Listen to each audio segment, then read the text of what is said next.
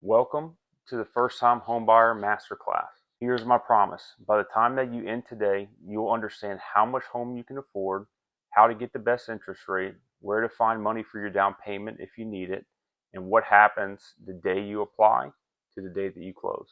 Loan types explained. We're about to go through the 4 most common loan types in the mortgage industry. Number 1 is going to be a conventional loan. The down payment requirements for conventional loans are going to be 3% to 20% plus. The credit score requirements are going to be a 620 plus, 620 or above. You really want that to be 680. You start getting below 680 on a conventional loan and the interest rates start getting pretty high. So if you're below that 680, a conventional loan is probably not the option you want to go with, even though you could qualify for it. PMI is going to be required on a conventional loan if you go with less than 20% down. That's private mortgage insurance. That is something that is added to your monthly payment if you put down less than 20% on a conventional loan until you get to an 80% LTV. So it's temporary, typically somewhere in the neighborhood of $100 to $150 a month. Who is a conventional loan best for? A conventional loan is best for buyers with good credit, so 680 and above, and have some savings, because you're going to have to put down probably 5%, if not a little bit more than that. And on some of the other programs we're going to talk about in a second, you could put down less than 5%. FHA loans, or Federal Housing Administration loans. These are 3.5% down payments. You have 580 or above credit score, or if you don't have a 580 or above credit score, but you do have a credit score between 500 and 579, and you have 10% to put as a down payment, this loan is for you. It's more flexible on credit and on income, right? So your credit scores don't have to be quite as good or quite as high as they are for a conventional loan, and the DTI requirements are a little bit higher. Your back-end ratio on a conventional loan can't go higher than 50. On an FHA loan, I've seen some cases where you can get it to 56. What's one of the downsides of all the flexibility that comes with an FHA loan is that you do have mortgage insurance for the life of the loan. This is similar to PMI, like we talked about on conventional loans, but it is not temporary. If you put down only 3.5%, you are going to pay this mortgage insurance every single month for the full 30-year term of your mortgage. Who is this best for? An FHA loan is best for buyers with lower credit scores or limited savings. Most of the time, if you're going to go through a down payment assistance program, that's going to be paired an FHA loan first, and the down payment assistance is bringing that 3.5% down payment. So that's typically, if you're interested in down payment assistance, you're more than likely going to have an FHA loan first and down payment assistance second. VA loans, like 90% of the time, if you're a veteran, this is going to be the loan for you. Even if you're an active duty service member, you could still qualify for this loan. There's 0% down payment. There's no PMI ever.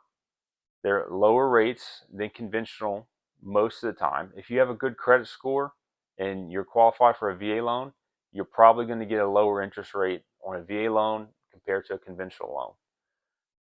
Who is this loan best for? It's best for veterans, active duty service members, National Guard, and some surviving spouses. If you have some surviving spouses of veterans or active duty service members, they could still potentially qualify. It gets a little bit more complicated and you would need to reach out to your loan officer to go through specifics, but that also can be done.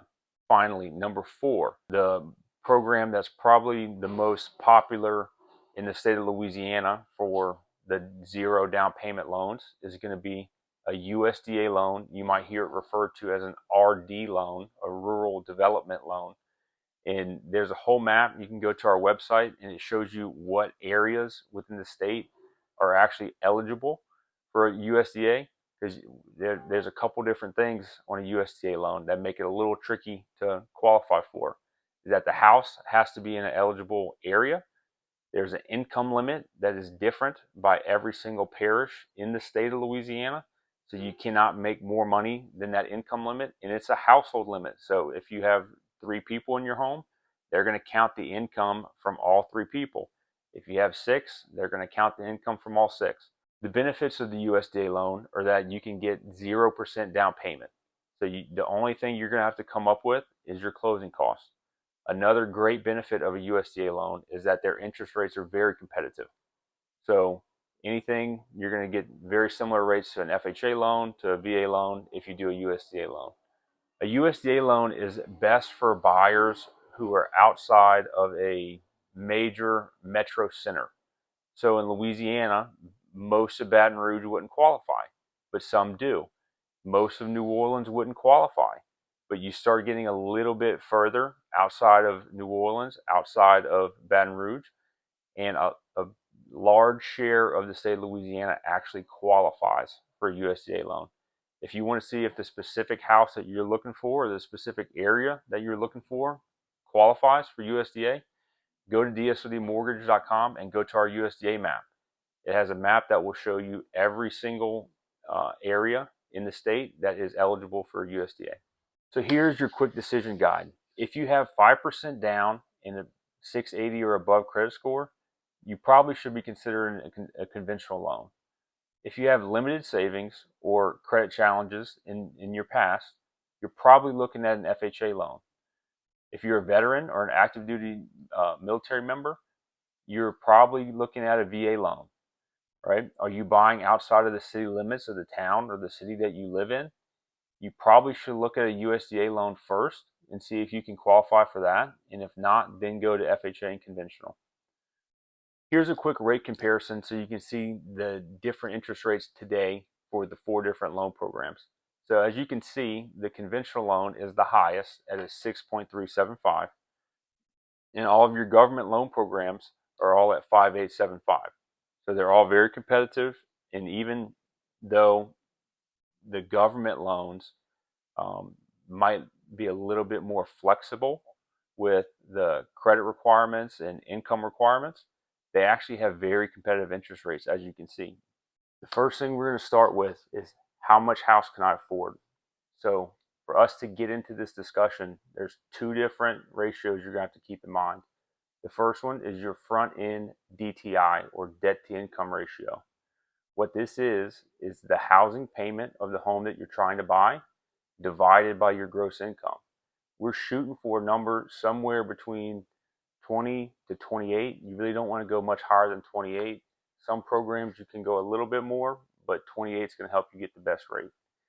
Then you have your back end DTI, which is your total debt payments. So this is your student loan payments, any credit cards, any car loans, anything of that nature that's a monthly recurring liability. We add that to the housing payment, and then we divide that by your gross household income. That is how you calculate your back end DTI. You're trying to keep this number anywhere between 43 to 50 on the high end. There are a few loan programs that you can go higher than 50, but that will also affect the interest rate that you would get. Let's do an example real quick of your total DTI. So we're going to assume in this example that you make $6,000 gross every single month. So that's what you get paid before any taxes come out. That's the number that we're going to use. In that example, you wouldn't want your front end DTI, if we're using 28%, you wouldn't want your housing payment to be more than $1,680. So you take $1,680, which is your housing payment for the house that you're trying to purchase, divide that by your $6,000 that you make every single month, and that's how you calculate your DTI. So what is actually included in that total housing payment that we were just talking about before? There's a few main factors that go into it. The first one is principal. So let's use a $200,000 30-year loan for an example. Say you bought a $200,000 house and took a loan out for $200,000. A portion of that money that you're paying back every single month in that payment is going to be towards principal, actually paying that $200,000 down. Another portion is going to be for interest, is paying the mortgage company for the loan that you took from them. Another portion is going to be called escrows, and this gets broken down into a few different categories. One is going to be homeowners insurance. So this is insurance to cover your house in case a storm, hurricane, anything of that nature damages the house. That's going to be paid every single month in your escrow payment, included in with your mortgage payment. Another piece of your escrows are your property taxes. So this is collected in your escrow every single month. It's included in your mortgage payment. Depends on where you're buying a house. You could also have flood insurance that would be included in these escrows. The mortgage companies are going to require, if your house is in a flood zone, that you have enough coverage on that property in case it floods to rebuild it. So that is your 5 main things that you're going to see in your mortgage payment every single month. The interest rate and the principal stay fixed on a 30-year loan for the entire 30 years. Every single year, your insurance, property taxes, and flood insurance, if you have to pay it, will more than likely go up. So you need to keep that in mind whenever you're going through looking at your original note, year one. 12 months from now, after you've made 1 year of payments, your homeowner's insurance is more than likely going to be higher. It goes up almost every single year. This is something that you can call and shop, and it's a very good practice to make sure you're looking at this at least once a year. Also, your property taxes can be consistent, but they do go up over time in most areas. So that's just something you need to be cognizant of. Let's go through a live example with somebody that makes $75,000 a year and come up with a rough loan amount or purchase price that they could afford. So you make $75,000 a year, you have $400 in other debt. So in this example, we're going to say that's a car loan, student loan payments, and a credit card. Okay, we're going to say that you have $10,000 for your down payment. We're going to get to later in the course on, if you don't have that $10,000, ways that you can sign up for assistance programs to help you with that. We're going to use an interest rate at 6.5%. That is a little bit higher than where the current interest rates are at in the marketplace today, but that's a safe average for us to be using to make sure that we're being conservative in our assessment. That's going to result in approximately a $2,100 monthly mortgage payment. And that's going to equate to a $280,000 purchase price of a home. If you have less than the $400 of debt, say you have $200, you probably can move that number up to $300 to $320. Say you have a little bit more than $400, you probably have to move that $280 number down some.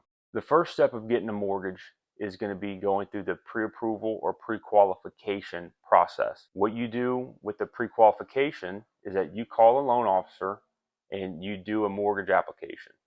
If they give you a pre-qualification, that means that you just gave them a mortgage application and they verbally verified it with you. That's called a pre-qual or a pre-qualification. When you're going out and putting offers in on houses, this is the least strong version of a pre-approval that you can have. What you really want to make sure you do is that you want to get what's called a pre-approval letter. A pre-approval letter is the same process, but what you do is you fill out the loan application, you verbally review it with the loan officer, and you provide them with the documentation to support the application that you filled out. And the loan officer reviews it, and they will offer you a pre-approval letter. This does not guarantee that you're going to close, and you're still going to have to provide some more documentation throughout the process. But whenever you go to put an offer in on a home, you want to have a pre-approval letter because it's a more sound offer that you're actually giving to the potential seller of that property. The next step, after you start the pre-approval process, a lender is going to pull your credit. So what does that mean? What's a good credit score? We're about to break all that down. So you break your credit scores out in tiers. So if you're 760 or above, the best place to be at for the best interest rates, you can qualify for almost every single loan program. That's really what we would be shooting for. When you go to 700 to 759, still very great rates. You still qualify for almost everything. It's just not quite as good as being above that 760 number. You go 660 to 699, good rates. You're probably looking at an FHA loan. You maybe can do a USDA loan, probably could still do a VA loan, still get good rates, but you're probably more looking at a what we call a government loan program at that point, not a conventional loan. You get below 659 and you go to 580, you are now almost for sure out of conventional territory. You're out of USDA probably, and you're looking at an FHA loan or VA loan if you're a veteran. That is where you don't qualify for any of the programs based on your credit. If you had a 10% down payment, you could potentially qualify for an FHA loan. But really what you want to do, if your score is below 580, you want to work with us to get you higher, right? And we're going to go through a few more things here that actually tell you what makes up your credit score and how you can improve it. So what makes up your credit score? We're going to break it down into 5 buckets of what mainly affects and makes your credit score either be low or high. The biggest portion of what makes up your credit score is going to be your payment history. So the biggest and easiest way to get a win on this portion of your credit is to make sure you never miss a payment. Set up auto bill pay. Make sure that you are always making your payments on time. That's 35% of your credit score is based on your payment history. Credit utilization is 30%. So this is how much of the outstanding credit that you have. Let's use for an example a credit card. If you have a $10,000 limit on your credit card, credit utilization is looking at is how much of that $10,000 are you constantly borrowing. You want to keep that somewhere in the 20 to 30% of your total available credit. The credit utilization aspect of your credit score is typically about 30% of what makes it up. Then the next thing we're going to look at is going to be the length of your credit history. So this is why it's always a good idea, even if you don't use a credit card anymore that you've had for 5 years, 6 years, 8 years, is that you want to keep that credit card open because it adds to the length of your credit history. I've seen some examples of where people had credit scores drop 50, 60 points because they closed a credit card that they had for 10 years and it was their longest piece of credit and everything else was only 12 months old.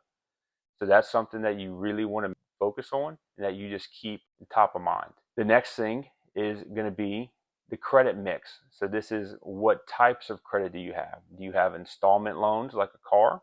Do you have revolving lines of credit like a credit card? Do you have any 30-day accounts, which would be like an American Express or a different type of account of that nature where you have to pay the balance off every 30 days? Do you have student loans? Do you have a mortgage payment or history? But you want to make sure that you have a pretty healthy mix of all different credit types. It typically is going to make up roughly 10% of your credit is going to be your credit mix. So it's not a major factor, but if you're trying to make sure that you get the best rate possible, it is something that you have to consider. Then the next thing is going to be new credit. So every time your credit gets pulled within a 30-day window, it does drop your credit score. It goes away after 30 days typically. Whenever you're applying for a mortgage, you want to make sure that you do not apply for any other forms of credit besides maybe shopping for that mortgage. To do it, if you got a quote from your bank and they pulled your credit, and you get a quote from a mortgage company and they pull your credit and they do it within 30 days, it's not going to drop your score twice. It's only going to drop it one time in that 30-day period. Here are a few quick wins that you can get to help boost your credit score. Number 1 is pay down credit cards. Ideally, you want to get it to below 10%, but if we can get to 30% or below utilization, that's where we want to be at. Number 2 is going to be do not close old accounts. Length of your credit history matters, and this is the easiest one. It doesn't cost any money. Just keep the account open. Number 3, dispute any errors. So once you actually go through the pre-approval process with the lender and you need to work on your credit score to get your score higher to where you want it to be at, you need to go through and actually get a copy. Your lender will give you a copy of that credit report. And what you can do with that is go through and see if there's anything on there that's wrong. It's more common than you would think that there's wrong things on people's credit reports, and you have to go through and dispute those if they're not correct. Number 4 is going to be do not open any new credit. When you're going to purchase a house, a lot of people get tempted to maybe want to go buy a new car to sit in front of the new house. They want to go maybe take a loan out to buy furniture to furnish the new house. That is something that you need to do after you purchase your home, if that's something that you're going to do. You do not want to do that in the actual mortgage process. And then number 5 is you can become an authorized user on someone else's account. It depends on what loan program you're going with, if this is really going to help actually qualify for a mortgage, but it will help you boost your credit score. But you want to become an authorized user on somebody's account that has good credit and that is doing all the things we talked about before, making their payments on time, has a long credit history. You do not want to become an authorized user or co-signer for somebody who is not going to pay their bills, because it's going to drag down your credit score. Just a housekeeping note on credit is, I know a lot of people use Credit Karma. I hear it almost daily that they use Credit Karma, and then when we actually pull their credit for a mortgage, it's typically going to be somewhere in the neighborhood of 20 to 40 points lower than what you saw on Credit Karma. The reason for this is because on a mortgage credit report, we're pulling all three bureaus and we're pulling a full credit report. So it typically, whenever you're looking at something online and it's not a full-blown credit report, you need to drop it by 20 to 40 points, and that's typically where you're going to be at. In down payment assistance programs. So many people that I talk to think that if you're buying a home, you have to put down 20%. That couldn't be farther from the truth. You can put down 20% and not pay mortgage insurance on a conventional loan, but it is not required that you put down 20%. I think it would shock most people if they really knew the numbers, that the average home buyer puts down 6% as a down payment. So that's nowhere close to 20%.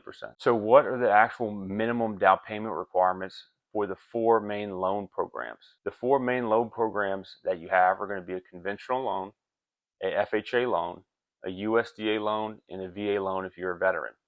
On a conventional loan, if you make 80% or below of the area median income in the area in which you're purchasing a home, you can qualify for a 3% down payment, only 3%. If you make more than 80% of the area median income where you're purchasing a home, your down payment, the lowest you can get it is 5% on a conventional loan. You can go up to 99% of a down payment if you want to, but 5% for most people on a conventional loan is going to be where you're putting the least amount of money down. There are some drawbacks that come with not putting down 20%, is that you are going to have private mortgage insurance that's going to be paid every single month, included in your escrows that we talked about before. So that is something you just have to weigh. Is it worth putting down more and not having that private mortgage insurance, or is it worth paying another $100 a month in mortgage insurance but not having to put down as much money? FHA loans, these are going to be 3.5%. That's pretty standard across the board, that you're going to do 3.5%. You can always do more if you want to. That's never a problem. You always can put more money down on an FHA loan, but you're not required to. The next two programs that we're going to talk about are going to be VA loans if you're a veteran. So if you're a veteran, we're in the National Guard for the appropriate amount of time, you could qualify for a VA loan. If you have enough entitlement, is what the VA calls it, you can qualify for a 0% down payment mortgage. So if you're a veteran, it's probably 90% of the time a VA loan is the way you want to go. There's a few situations of where a conventional loan might make more sense, but traditionally, if you're a veteran, that's the program you want to go for. And then the last thing is, if you're buying in a rural area, you can get a USDA loan. This is probably the most stringent to qualify for, because there's income limits on every single parish and county in the United States on how much money you can make to qualify for the program. So if you want to qualify for this, you need to talk to your loan officer. And if you do, then you also can qualify for a 0% down payment loan. Let's talk about PMI. We were just talking about down payments on conventional loans, right? And I said that 5% is typically going to be the least amount of money you can make that you can put down. But that does come with private mortgage insurance. So typically, depending on the size of home that you're purchasing, this is going to run anywhere between $100 to $150 every single month. The great news is that it's temporary. As soon as your loan to value, so the value of the property that you're buying compared to the loan that you have, gets to 80%, you can call your servicer and ask them to remove your PMI. And that doesn't come just from you paying the mortgage down. Every month you pay the mortgage down, and that helps your loan to value ratio. But over time, your house is going to go up in value. So typically somewhere in the neighborhood of 7 to 9 years, you could get rid of PMI because you're going to get to that point of where you have that 80% loan to value if you started out at 5% down. Let's talk about down payment assistance programs in the state of Louisiana. So the most popular down payment assistance program in the state of Louisiana is called CAFA, C-A-F-A. And this is the Capital Area Financing Authority. It starts in Baton Rouge, but it's eligible for the entire state of Louisiana. So what's the benefit of using this? Is that you can get up to $55,000 from CAFA to go towards your down payment and your closing costs. They cap this at 5% of the total loan amount. So even though you can get up to $55,000, if you buy a $200,000 home and you take a $200,000 loan against that property, the most you can get is $10,000. This is going to be a forgivable loan if you meet certain standards. Typically, you need to live in the property as your primary residence for at least 5 years before the $10,000 loan would become forgivable. And if you're looking for more information on CAFA, you can always reach out to DS City Mortgage. You can reach out to one of our loan officers, or you can go to CAFA's website directly. Another way that you can get your down payment without using a down payment assistance program or without actually going and paying for the down payment yourself is you can do gift funds. A lot of people use gift funds to pay for their down payments. Typically, this is going to be a gift that is coming from a family member, your mom, dad, grandma, grandpa, cousin, somebody that we can document has a vested interest and a vested relationship with you. They can give you all or a part of the funds and not be on the loan with you. So gift funds is something that most people are using nowadays. The price of houses has gone up. So a pretty substantial portion of people who we're seeing on a daily basis are using gift funds to help get them into their first house. A couple key points to add to gift funds is that it has to be a true gift. It can't be a loan. It can't be something that your mom gives you $10,000 and says, hey, once you close, you pay it back to me with 5% interest. That's not a gift. It needs to be an actual gift. What we're going to do is actually get a gift letter from the donor, and we have to prove that they actually have the funds to give you that gift. So if you're going through or you think you might want to use gift funds, always very good to reach out to your loan officer and talk to them. So what are closing costs? In our example that we're going to go through here is we have a $275,000 home, and the typical closing costs are going to range anywhere between $5,500 and $13,750. You have a breakdown here of your top 6 categories of closing costs. So category 1 is going to be loan origination or points. So if you're paying points to get a lower interest rate, that is that section there. That could be as low as 0.5%. It could be as much as 2%, but you just need to know what situation you have yourself in there. You have your appraisal. It's going to run somewhere between $400 and $700. That is going to be paid outside of closing, so you will actually get a credit for that back in your closing costs. You won't have to repay that again. Title insurance is going to run you anywhere between $1,000 and $2,000. Attorneys and settlement fees are going to run $500 to $1,500. Prepaid taxes and insurance can vary, but this is your prepaid homeowners insurance and your prepaid property taxes. Typically, what you're going to bring to closing is going to be 3 months of each.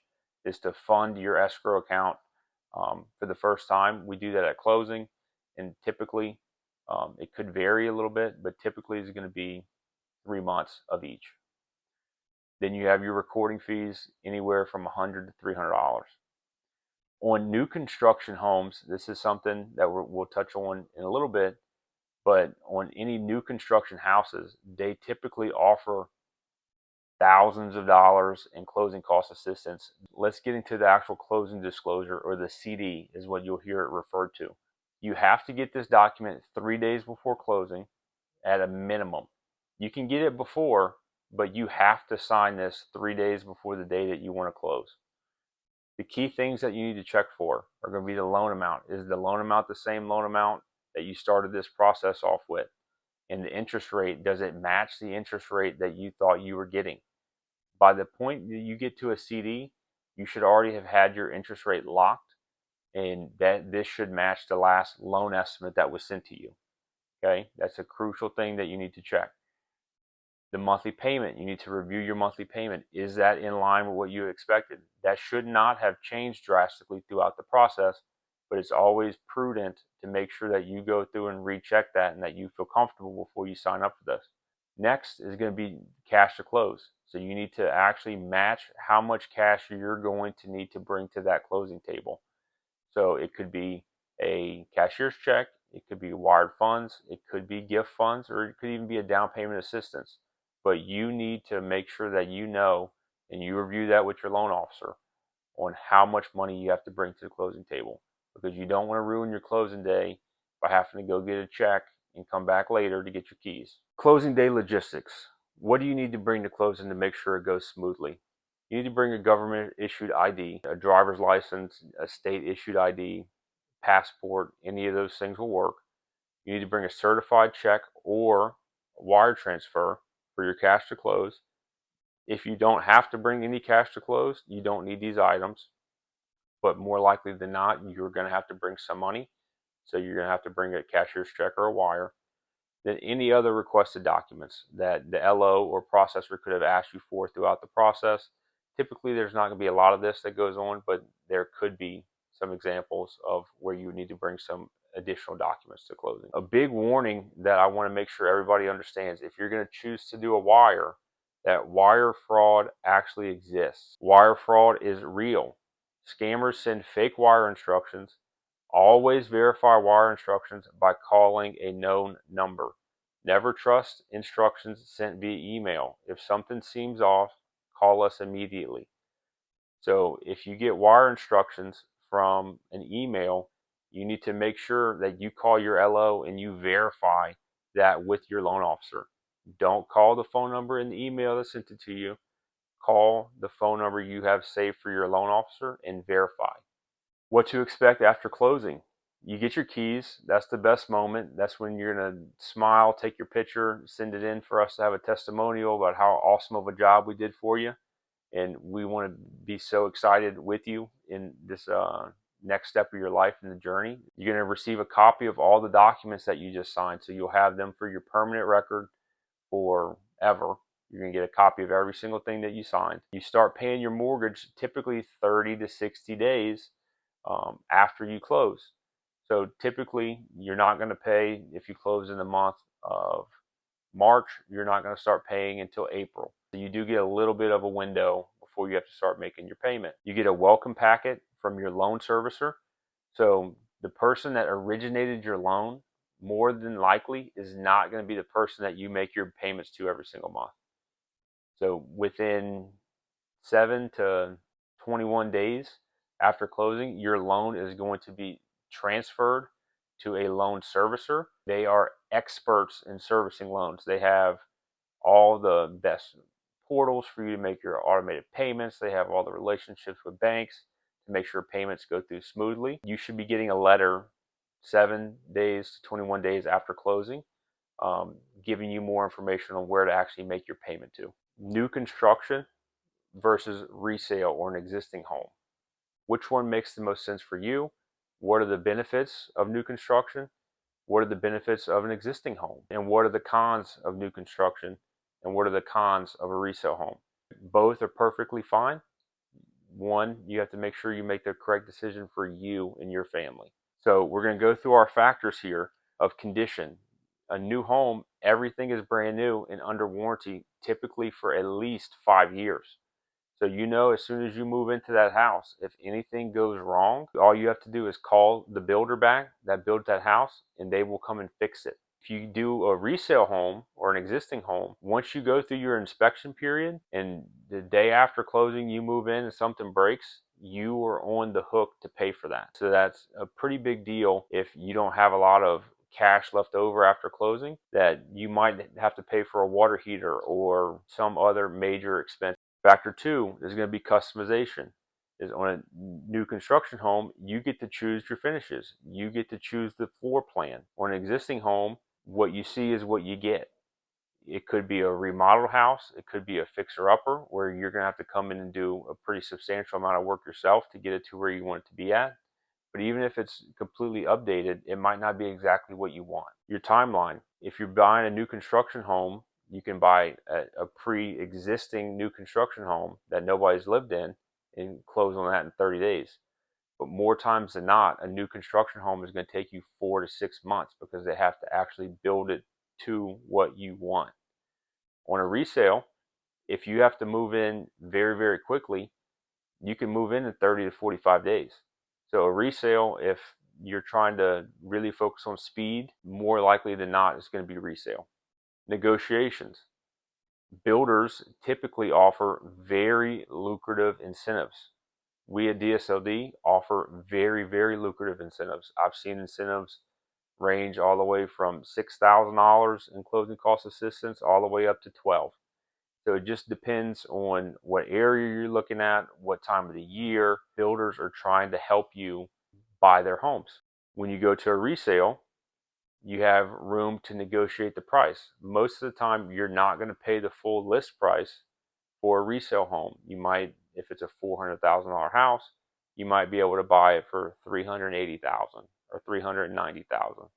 On a new construction home, you typically are not going to be able to negotiate the sale price of the house down, but you will get more closing costs to help you actually close. Energy efficiency. New construction, they have to build to the latest building codes in the construction industry in that area. So typically you're going to see electric bills of 40 to 50% less than you would see on an equivalent sized existing home, just from the level of efficiency that the new codes force the builders to be at. Energy efficiency on a resale house varies tremendously. Are you buying a 10-year-old existing home, or are you buying an 85-year-old existing home? So it just kind of depends on what you're looking for there. Location. New construction is going to be a newer neighborhood. It is not solidified yet. It doesn't have a reputation of being a great area or being a bad area. It's just new, and it has to go through, have some time to get its feet underneath it as a new area. An existing home, you can buy an existing home in an established area. So you know what you're getting. You know that it's been the same way for 20 years. This is the traffic profile of the area. This is the crime statistics. The new home community, you don't have all that because it's so new. Then inspections. For new construction, it's still very important. If you buy a DSLD house, we actually have third-party inspectors that come in and inspect the home, and you get a full copy of that report too. You can still pay for your own third-party inspection on top of the one that we provide to you. That's no problem. But it's still very important to make sure that all the things that go into building a house are taken care of. On a resale home, it's even more critical that you get the inspection period done. If you buy that house and the day after closing stuff starts to break, you are on the hook for that. So just keep that in mind. Now we get to begin the fun part, the home buying process step by step. Step one is to get pre-approved. Day one, that's what you want to do. It takes 15 to 30 minutes if your documents are ready. If your documents aren't ready before you start the pre-approval process, make sure you get them together. It's going to be your most recent 2 pay stubs, your most recent W-2s or 1099s, your 2 most recent months of bank statements. If you're self-employed, your 2 most recent years of tax returns. You need a driver's license. That's the main documents that you're going to need, and you want to get all that collected, fill out an application with a loan officer, verbally review that information with them, and then provide them with those documents. That is step one. You want to make sure your pre-approval is rock solid. What's the result that you should see after step one? Is you should get a pre-approval letter with your max purchase price. It could be the max purchase price that you qualify for, or it could be the max purchase price that you're comfortable with. So that's something that you need to make sure that is the end result of step one, is that you want a pre-approval letter with a purchase price on it. Step two in the process is find a real estate agent. This is going to be between days 2 of you starting the process and day 7. What you need to do is that you need to interview 2 to 3 agents. You need to ask about their experience with first-time home buyers. If you're looking for great agents in your area, reach out to us and we can point you in the direction of 2 or 3 great agents to help you get your house journey started. Step 3 of the process is house hunting and making offers. This is going to be between day 8 and day 30. So a couple key points you want to make sure that you stay within while you're in the house hunting process is: 1, stay within your pre-approval budget. You don't want emotions to get involved and you fall in love with the house that is outside of your range, because you're not going to be able to actually afford it. What you want to do is you want to make sure that your agent is taking you to houses that are within your pre-approval limit, and everything should go smoothly for you at that point. Also, you want to let your agent handle all the negotiations in the actual purchasing transaction. That's what you pay them for, and that's what they're there to do. They're there to give you guidance and to help you negotiate on your behalf. Step 4, you're under contract. You put in an offer, it got accepted. You have to put down what's called an earnest money deposit, or you hear people refer to it as an EMD. An earnest money deposit is money that you put up with your offer to show that you are actually operating in good faith, that you intend to follow through with this transaction. It's typically going to be between 1 and 2% of the agreed upon purchase price, and this is money that can go towards your down payment if the loan actually gets to closing and the contract closes. If for some reason during this process, if something goes wrong and the loan winds up not closing, or you decide to back out, or the seller decides to back out, you could potentially lose this money. So this is something that you need to talk about with your agent, that you want to try to get it to as minimal amount as possible to put down. But some cases, you actually might want to put a little bit more because it makes your offer a little bit more competitive. But just remember the risk and reward that's going on there. Once you get under contract, that means that you actually signed a purchase agreement. So that starts the clock. Typically, these purchase agreements are going to be anywhere between 30 and 45 days. So that means from the day that you sign that purchase agreement, you have to start everything to get that loan finished so you can get to the closing table on time. Step 5, we're really into the exciting part, is that this is now, you got pre-approved, you found your house that you were looking for, you got an offer accepted, you did the negotiations, and now you're in the inspection and appraisal phase. So what you're going to do is get a home inspection. A third-party person is going to come and review the house. They're going to look at your water heaters. They're going to look at the roof. They're going to look at all the plumbing in the house, all your electrical outlets, and see what's actually working and what's not. You're typically going to get that before you order the appraisal. The next step, if the inspection comes back and there's no issues that make you overly concerned with moving forward on the transaction, we're going to order the appraisal. This is something that you pay for. We'll send you a link to pay for the appraisal. We order it, and it's typically going to take anywhere between 3 to 10 days for that appraisal to come back. So it's very important that as soon as we get under contract, that you are on top of getting all your documentation and ordering that inspection and getting your docs to your lender. Because the longer it takes to get all those other things done, the longer it takes to get that appraisal ordered, and that's not something that can easily be rushed. It's typically going to take the 3 to 10 days depending on where that property's at. And the typical costs for an inspection are going to range somewhere between $300 and $500, and the typical cost for an appraisal is going to range anywhere between $400 and $700. Step 6, final loan approval, clear to close. This is going to be day 40 to 45 after you started your pre-approval process. This is amazing. This is game time. This is when you actually are about to go to the closing table and get the keys. There's a few crucial things that once you become clear to close from your lender that you want to make sure you don't do. Do not quit your job. Stay working as many hours as you had been before. If you want to take a break, take it after you close. Don't make any big purchases. So no cars, no furniture, no trips or vacations that you paid for on your credit card. You don't want to make any large purchases after you become clear to close. Number 3 is going to be, don't move money around. So whatever bank statements that you provided, you want to make sure that you actually keep the same amount of money in those accounts. You don't want to send money from your checking account to your savings account to your retirement account back. Not that there's a problem with it, but we're going to have to document all of those transactions, and that could slow down your closing date. So to wrap up the final loan approval and clear to close phase is basically don't do any financial moves without calling me or your loan officer first.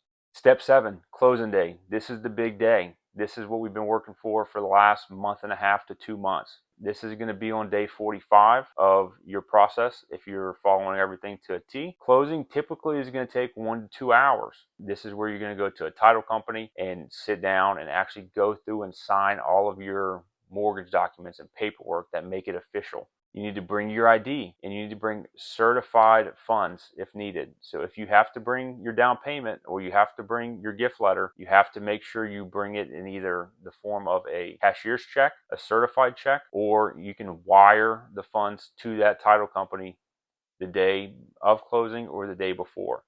But you need to make sure that you have that and a valid ID. You're going to sign approximately 100 pages worth of documents. Your LO and the title attorney will go through all of these documents with you. So there's nothing in there that is too scary. We'll be there every step of the way to help you make sure you get everything taken care of. And after you do all that, you get the keys and you get to walk out as a homeowner. So that is the process from pre-approval to closing. It can be done in 30 to 45 days, depending on how fast you want the process to go. It could take longer if it takes you longer to find your house. Your timeline based on when you want to buy a house. If you're buying in the next 0 to 3 months, right? So immediately to 3 months from now, you need to get pre-approved this week and schedule a consultation with one of our loan officers immediately. We can handle you after class is over with. You can apply in the link that we sent you that had the video to the course. But if you're intent on moving in the next 0 to 90 days, you need to get pre-approved today. If you're buying in the next 3 to 6 months, you still need to get pre-approved now to know how much you can afford and start credit optimization. So if you're thinking you want to move in 3 to 6 months from now, maybe you're in a lease and your lease comes up in 4 months, you want to apply now to see if there's anything you need to work on your credit to make sure that you're ready to go 4 months from now. So same thing, apply with one of our loan officers and we'll get you taken care of. We'll give you a free loan consultation and make sure that everything is squared away where you need it to be. If you're buying in 6 to 12 months, you need to focus on credit improvement and saving money. Get pre-approved 3 to 4 months before you're anticipating on actually buying a property and start researching neighborhoods that you want to live in. Start researching realtors, start having some realtor interviews and getting everything that you need prepared to make sure that you are set up for success in this process. And if you're just exploring, start the credit and savings habit now. When you're ready, we'll be here to help you buy your first home. So in closing, a couple things I want to wrap up on just to make sure that we all remember. One is you don't need 20% down. Some loans can require 0, or you can get down payment assistance.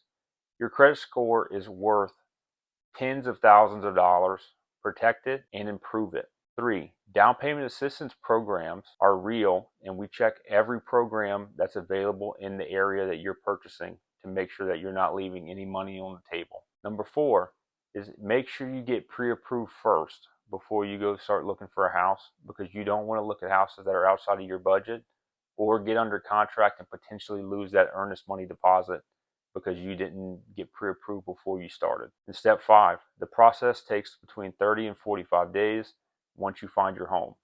So you need to be thinking about that when you're thinking about your timeline of when you're actually trying to move into a new house, is that it takes 30 to 45 days. It could be a little bit faster, but on average, that's where it's going to be at. Buying a home is absolutely achievable for you. The next step is simple. Get pre-approved. Reach out to one of our loan officers on the link that we sent you and get the process started. For more information, you can visit dsodmortgage.com to check your eligibility for any loan programs.